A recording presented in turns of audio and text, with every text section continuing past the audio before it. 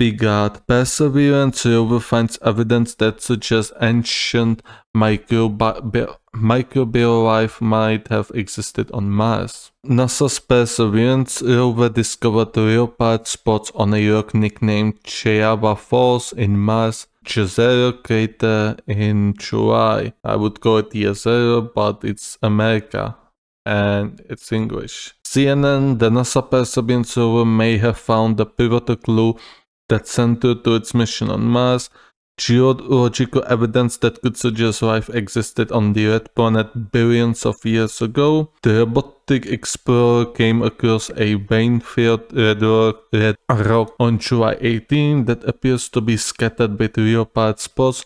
Modeling could indicate that ancient chemical reactions occurring within the rock once supported microbial organism.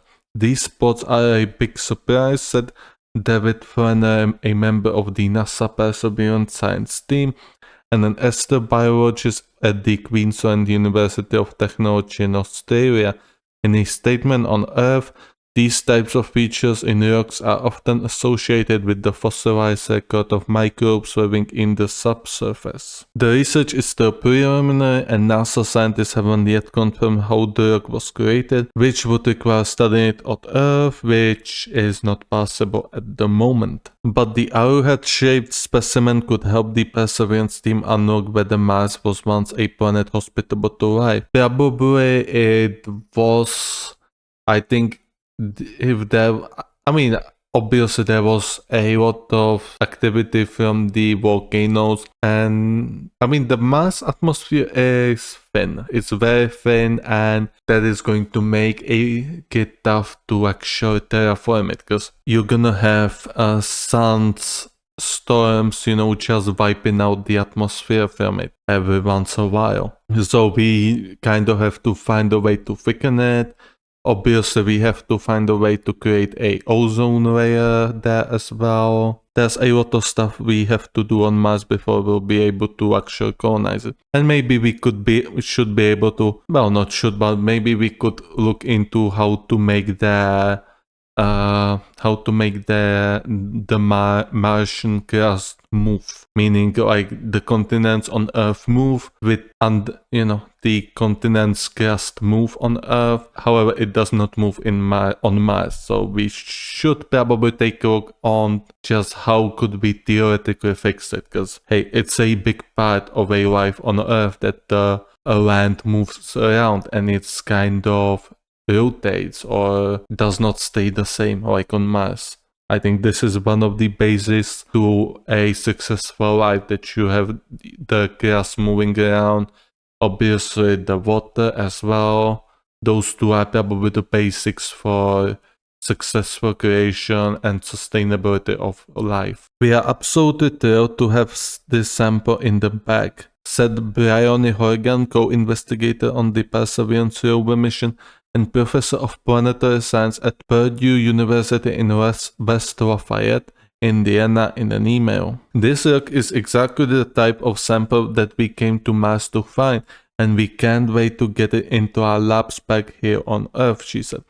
This is precisely the type of potential biosignature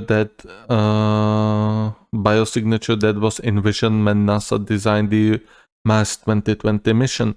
And we've used every instrument in our payload to find and understand this rock. The search for signs of ancient life on Mars.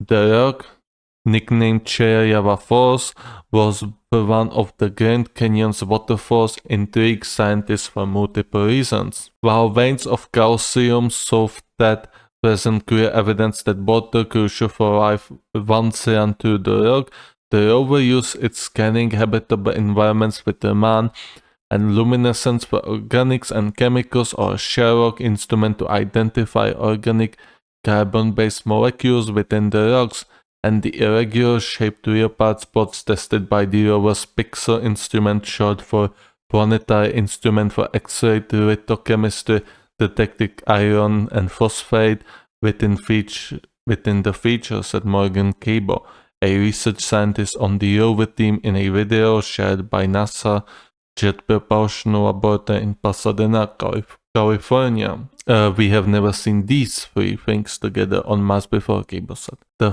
team also spotted the potential presence of hematite between the wide bands of calcium sulfate in the rock. Hematite is one of the minerals responsible for Mars' signature red hue. The real part spotting may have occurred when the chemical reaction to hematite turned the rock from red to white, which can release iron and phosphate and potentially cause the black rings to form. Such reactions can provide an energy source for microbes. Cheava Falls is the most puzzling, complex, and potentially important rock yet investigated by Perseverance at Ken Fari. Perseverance project scientist and professor of geochemistry at California Institute of Technology in Pasadena in a statement. The team also discovered millimeter-sized crystals of olivine within the same rock. Olivine, previously detected in another part of the crater by Perseverance, is a mineral that forms from magma. Olivine present in Cheava Falls rock could be related to rocks that formed at a different place in the valley, according to the team. The rover team is grappling with multitude of questions as they study the rock and try to determine what processes could have formed it. Cheava Falls may have begun as a mixture of deposited mud and organic compounds that eventually cemented to become a rock. Later, water may have penetrated throughout the cracks in the rock, depositing minerals to create the calcium sulfate veins and leopard spots, but it's also possible that the olivine and sulfate became part of the rock due to scorching hot temperatures on Mars, causing non-biological chemical reaction that created the leopard spots. That's also possible. We simply do not know. We only get our data from these rovers, from these little thingies we send to Mars. We can only make deductions throughout the observations we see. The best way to actually learn more about Mars is to go there. Unfortunately, traveling between planets is a little bit lengthier trip than traveling to your neighbor. Though it's probably a little bit more pleasant. Well, not pleasant when you have to do all your needs for, emptying yourself in space. That's not the most exciting things to do, honestly, and I can't imagine myself doing this. So that on the one hand, I'm very interested in space. On the other hand, I'm really not interested in doing such things. Maybe I'm gonna one day maybe I'm gonna program myself a own artificial intelligence and just order to create a flying car for me that can go into space and beyond. But I would have to learn to actually program it. Well, it's probably not that hard. Exploring Mars past. Since landing on Mars, Perseverance has crossed Jezero crater and explored an ancient river delta in search for microfossils of past life. The rover has been collecting samples along the way that could be returned to Earth by future missions. More recently, Perseverance have been exploring the northern edge of Neretva Valleys, an ancient river that once delivered the water into Jezero crater more than 3 billion years ago, and that's where it spotted Cheava Falls. The rover landed within the crater to explore the ancient lake site in February 2021. Yeah, even though, there we go, Perseverance, still it's a quite primitive gadget we use to explore Mars, but hey, it's a progress, I guess. We at least can send such things to other planets. Hopefully we should be able to send a flying thingy to one of the... I'm not sure if it's Saturn or Jupiter's moon. I'm not quite sure, but basically it's a thingy that should study one of the gas giant's moon. And it should be able to fly around. It should have its own source or to, move around perpetually. And it should give us more of an understanding how some of these moons that orbit the gas giants work. And maybe to search for potential life forms, obviously. Geologists on the rover team had been eager for Perseverance to study rocks that were either created or modified by water on Mars in the past, which is why Cheava Falls intrigued them.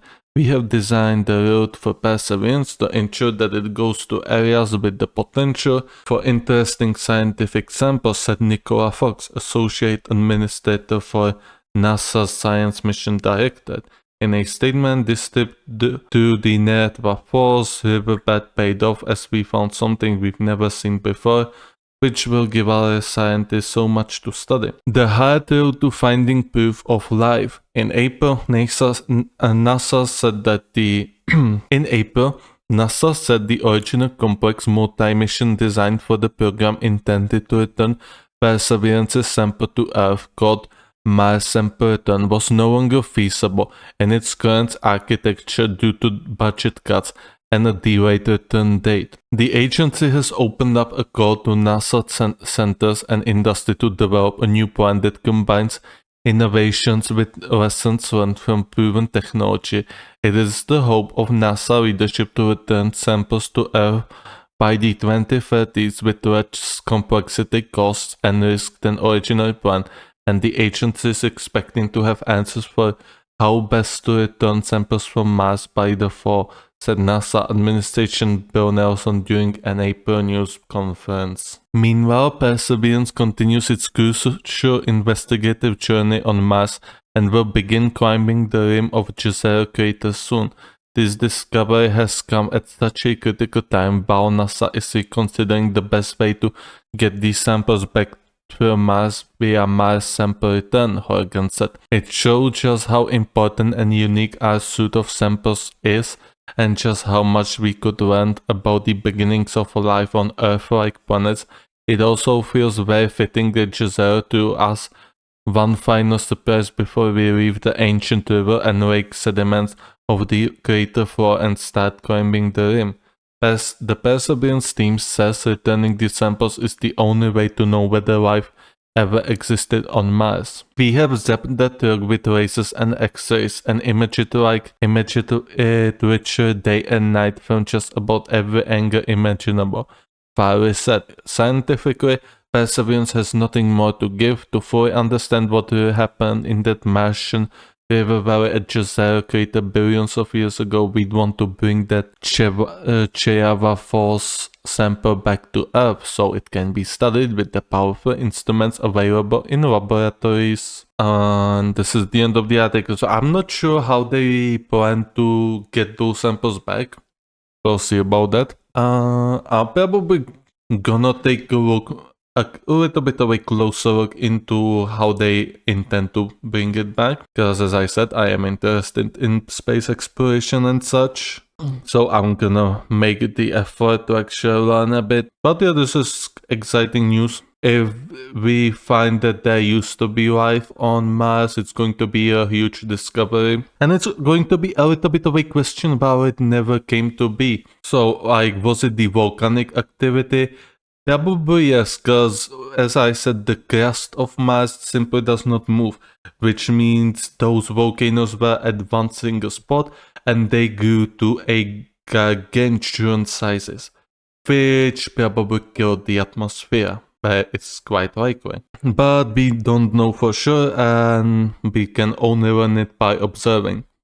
And as I said, like, we should probably figure out a way how to get that Martian crust to move, because it will be hard to keep the land there fertile and simply keep the land, I don't want to say healthy, because I mean, I'm not even sure how would I explain it. However, the crust that we currently see on Mars is billions of years old. To put it bluntly, it's quite worn out. We need to get a newer crust in. We simply need a younger crust to take its place and to produce more fertile land.